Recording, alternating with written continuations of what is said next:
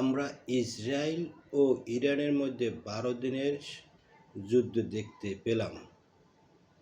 যদিও এখন ক্ষেপণাস্ত্র, বোমা হামলা বন্ধ হয়েছে, তবে মনস্তাত্ত্বিক যুদ্ধ এখনও চলে যাচ্ছে।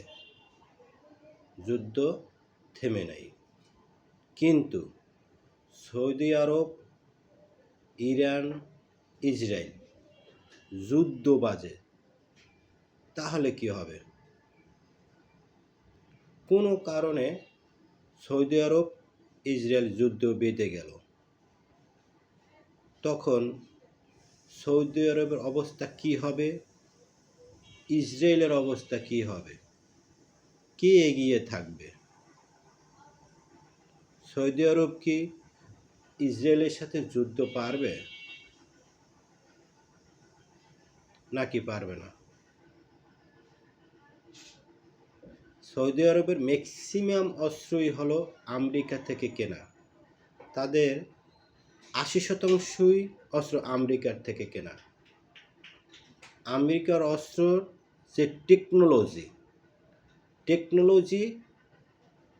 ইসরায়েলের থেকে নেওয়া। আমেরিকার ক্ষেপণাস্ত্র, যুদ্ধ বিমান, আকাশ প্রতিরক্ষা, এগুলো ম্যাক্সিমামই ইসরায়েলের টেকনোলজি। সৌদি আরব যে আকাশ প্রতিরক্ষা টেকনোলজি নিয়েছে, এগুলো কার কাছ থেকে? ৮০% আমেরিকার কাছ থেকে। আমেরিকার টেকনোলজি ইসরায়েলের কাছ থেকে। যদি কোনো কারণে সৌদি আরব ও ইসরায়েল যুদ্ধ বাজে, তাহলে সৌদি আরব আক্রমণ করার আগেই ইসরায়েল জেনে যাবে সৌদি আরবের সামরিক শক্তির গোপনীয়তা। কারণ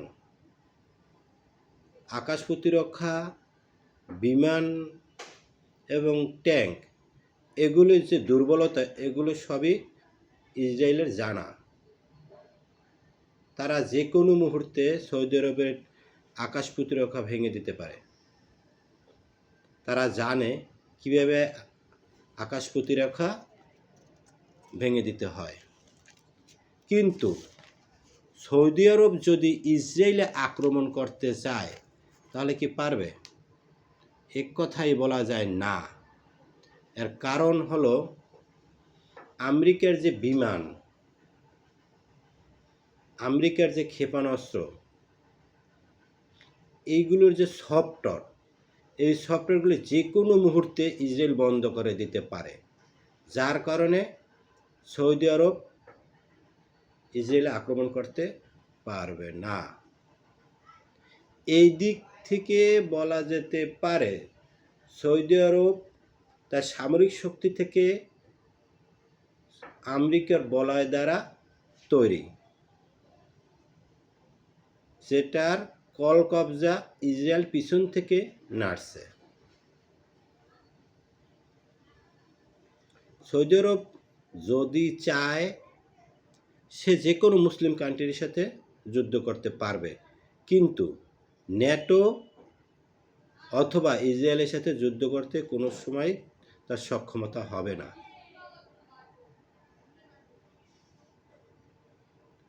ইসরায়েল ইরান যুদ্ধে যেভাবে ইরান ১২ দিন তাদের উপর আক্রমণ করেছে এবং সফলতার সাথেই যুদ্ধ করেছে এবং সারা বিশ্ব মেনে নিয়েছে ইরান এখন সামরিক শক্তিতে অনেক এগিয়ে।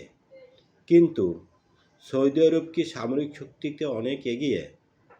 না, কারণ তার সামরিক শক্তি শুধু আমেরিকা থেকেই কেনা। যুদ্ধ বাঁধলে তারা ১২ দিন কেন, ২ দিনও টিকে থাকতে পারবে না।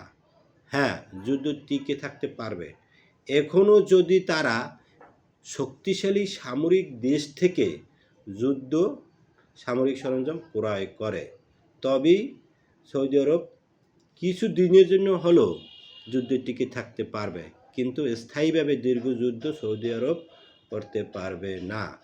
সৌদি আরবের উচিত আমেরিকার বলয় থেকে বেরিয়ে এসে বিভিন্ন দেশ থেকে সামরিক সরঞ্জাম ক্রয় করা।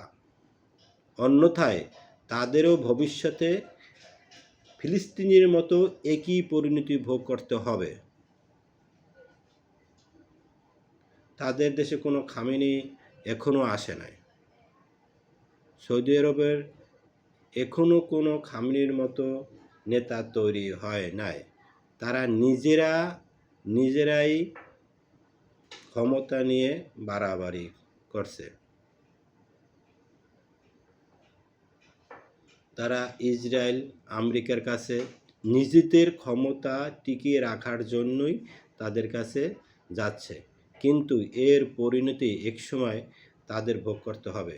যখনই তারা ইসরায়েলের বিরুদ্ধে কথা বলবে, আমেরিকার বিরুদ্ধে কথা বলতে যাবে, তখনই তাদের ক্ষমতা ভেঙে যাবে এবং সামরিক শক্তির যে বলয় সেটাও ভেঙে যাবে। তাই সৌদি আরবে যত দ্রুত সম্ভব আমেরিকার সামরিক শক্তি থেকে বের হয়ে এসে